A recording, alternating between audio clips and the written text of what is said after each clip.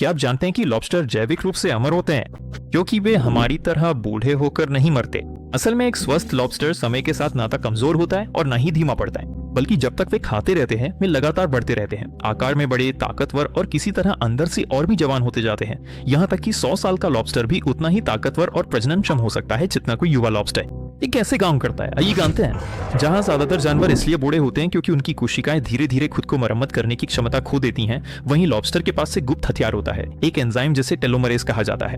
यह एंजाइम लगातार उनके डीएनए की मरम्मत करता रहता है, कोशिकाओं की क्षति को ठीक करता है और उनके शरीर को पूरी तरह से दुरुस्त बनाए रखता है। लेकिन अब बात और भी दिलचस्प हो जाती है, क्योंकि उनका नरम अंदरूनी हिस्सा उनके कठोर बाहरी खोल से बड़ा हो जाता है, इसलिए उन्हें बढ़ने के लिए समुद्री पानी को सोख कर अपने खोल को फुलाना और तोड़ना पड़ता है।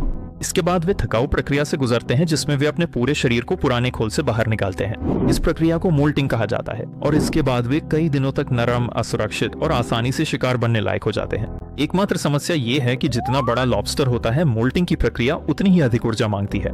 आखिरकार उनका विशाल आकार ये प्रक्रिया बहुत थकाऊ बना देता है और एक दिन वे मर जाते हैं।